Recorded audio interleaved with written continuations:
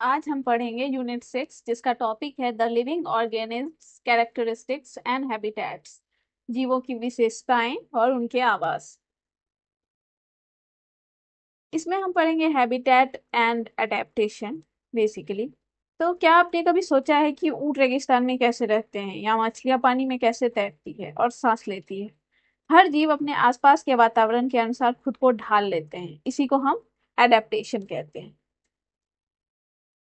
अब हम जानेंगे कि जीवों की क्या क्या विशेषताएं होती है और वे किस तरह के वातावरण में रहते हैं। तो जहां पर कोई जीव रहता है उसको हम लोग हैबिटेट बोलते हैं।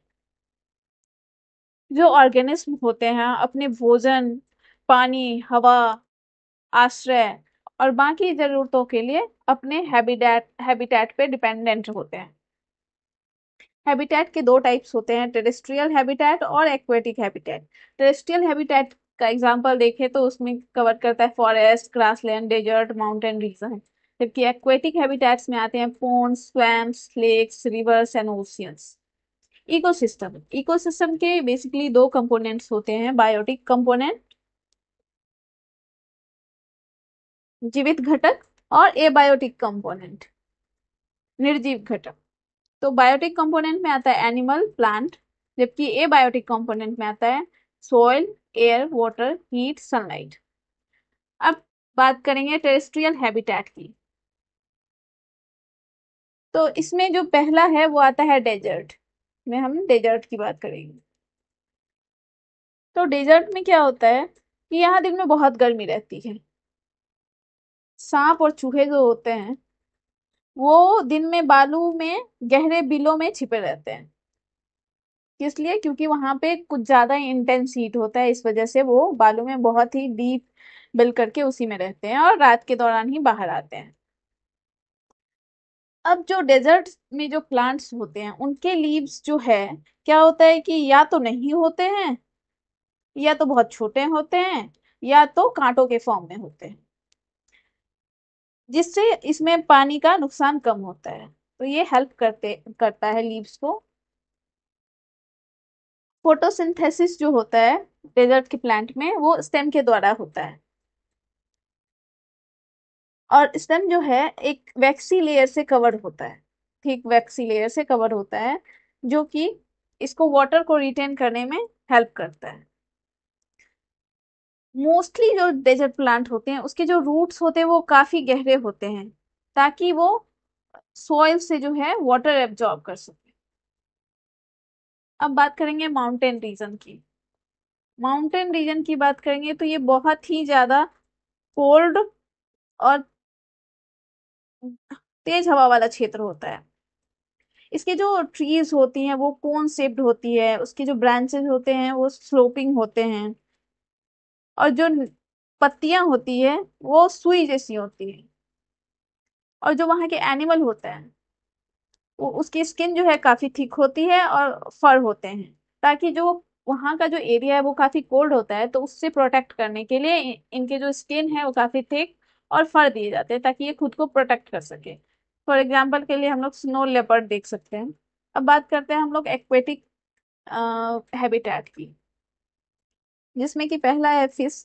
हम लोग प्रीवियस क्लास में पढ़ चुके हैं कि फिश का जो बॉडी का शेप होता है वो स्ट्रीम लाइंड होता है, जो कि उसको वाटर में मूवमेंट करने में काफी हेल्पफुल हेल्पफुल रहता है। अब स्क्विड्स और ऑक्टोपस की बात करें तो इसमें स्ट्रीमलाइन शेप नहीं होता है, इस वजह से क्या है कि ये बहुत ही डीपर जो है एरिया में रहते हैं, लाइक सी बेड में रहते हैं, और वहीं पे उसके जो प्रे आते हैं उसी को खाते हैं वो लोग। तो एक्वेटिक एनिमल्स में क्या होता है, गिल्स होता है, जो कि उन्हें हेल्प करता है, जो वाटर में ऑक्सीजन डिजोल्व रहता है उसको लेने में गिल्स काफी सबसे ज्यादा इंपॉर्टेंट रोल यही प्ले करता है। अब डॉल्फिन और व्हेल्स की बात करें जो कि मैमल्स में आते हैं, इन लोगों के पास गिल्स नहीं होते। तो ये मोस्टली जो है सरफेस के नीचे तैरते हैं, और इनके जो अपर पार्ट में जो है नॉस्ट्रिल और ब्लो होल होल होता है, जो कि इसको सांस लेने में मदद करता है जब ये वाटर सरफेस के नजदीक स्विम कर रहे होते हैं, तो इससे ये सांस लेते हैं, किससे? तो नॉस्ट्रिल और ब्लो होल से। अब बात करते हैं पोन्स एंड लेक्स की। तो एक्वेटिक प्लांट्स जो होते हैं इसमें जो रूट का साइज होता है वो छोटा होता है, और जो मेन फंक्शन इसका क्या है, मेन फंक्शन है इसका कि प्लांट को बस होल्ड करके रखना है। और जो इसके स्टेम्स होते हैं वो लॉन्ग होते हैं, हॉलो होते हैं और लाइट होते हैं। अब फ्रॉग्स की बात करें तो हम लोगों ने पहले भी पढ़ा है कि ये वाटर के अंदर भी रह सकते हैं और वाटर के बाहर भी रह सकते हैं। Inside and outside the pond, ये दोनों जगह सरवाइव करते हैं। और इसके जो बैक लेग्स होते हैं वो काफी ज्यादा स्ट्रांग होते हैं, जो कि इसको उछलने और अपने शिकार को पकड़ने में काफी मदद करते हैं। और इनकी जो फीट होती है वो वेब लाइक स्ट्रक्चर होती है, जो कि उसको वाटर में स्विम करने में हेल्पफुल हेल्पफुल होता है। अब देखेंगे हम लोग characteristics of the living beings. तो इसमें आता है प्लांट्स आते हैं, एनिमल्स आते हैं। तो प्लांट्स जो है वो अपना फूड खुद बनाता है, किसके द्वारा, तो फोटोसिंथेसिस के द्वारा। और एनिमल्स जो है वो डिपेंड रहता है किस पे, प्लांट्स पे और अदर एनिमल्स पे अपने फूड के लिए। फूड क्या करता है, तो फूड हमें एनर्जी प्रोवाइड करता है, और इस वजह से ये हमारी लाइफ प्रोसेस के लिए और ग्रोथ के लिए काफी इंपॉर्टेंट होता है। अब do all living things show growth. तो हम लोग देखेंगे कि कैसे सारे लिविंग थिंग्स ग्रोथ शो करते हैं, जिसमें कि पहला है एग्स। एग्स से चिकन होता है, चिकन से फिर हैन में तब्दील होता है। आप यहाँ पे देख सकते हैं कि कैसे चिकन ग्रो कर रहा है एक एडल्ट हैन में। अब उसके बाद इन्फेंट, यहाँ पे देख लेंगे कि कैसे एक बेबी ग्रोथ कर रहा है, एडल्ट तक का सफर ये पूरा कर रहा है। और सीड का यहाँ पे देख लेंगे कि कैसे सीड एक न्यू प्लांट में कन्वर्ट हो रहा है यहाँ पे। Do all living thing respire. तो नॉर्मल रिस्पिरेशन में क्या होता है कि हम लोग ऑक्सीजन लेते हैं और कार्बन डाइऑक्साइड छोड़ते हैं, लेकिन प्लांट के केस में दोनों चीजें होती है। दिन के समय वो कार्बन डाइऑक्साइड इनहेल करते हैं और ऑक्सीजन एक्सहेल करते हैं, बट रात के समय ये हमारे ह्यूमन के जैसे ही ये भी ऑक्सीजन लेते हैं और कार्बन डाइऑक्साइड छोड़ते हैं। इसलिए बोला जाता है कि रात में पेड़ के नीचे नहीं सोना चाहिए। अब अर्थवर्म की बात करें तो ये जो इसका जो रेस्पिरेशन होता है किसके थ्रू होता है, तो स्किन के थ्रू ये रेस्पायर करते हैं।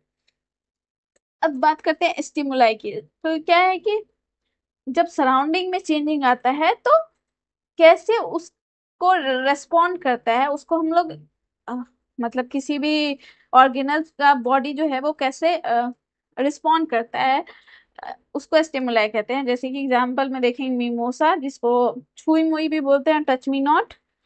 इनके क्या होता है, जब हम इनके पास जाते हैं, इनको छूते हैं तो लीव्स जो है इनके क्लोज हो जाते हैं, जबकि दूर जाते हैं तो फिर से वो अपना अपना जो है शेप वो रिगेन कर लेता है। अब देखेंगे living organism and excretion.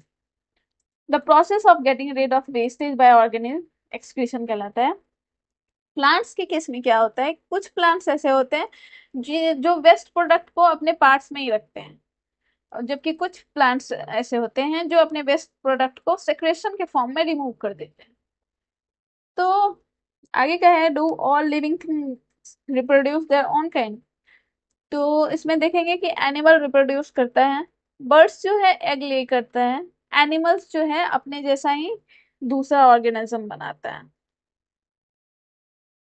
Plants जो है वो भी रिप्रोड्यूस करता है, बट इसके जो मोड ऑफ रिप्रोडक्शन होते हैं वो डिफरेंट होते हैं। जैसे प्लांट्स का मोड ऑफ रिप्रोडक्शन क्या है, तो ये सीड्स के थ्रू रिप्रोड्यूस करता है। फिर अगर आप किसी जैसे कि रोज को ले लीजिए, उसकी पार्ट को कट करके अगर आप लगाते हैं तो फिर से एक नया प्लांट बन जाता है। वैसे ही तो एक दूसरा हो गया कटिंग अदर प्लांट्स। और इसका एग्जांपल देख सकते हैं पोटैटो में, आलू में क्या होता है, छोटा सा बड रहता है और बड ही ग्रो करके एक नया प्लांट में कन्वर्ट हो जाता है। तो इस चैप्टर में आज के लिए इतना ही, मिलते हैं फिर।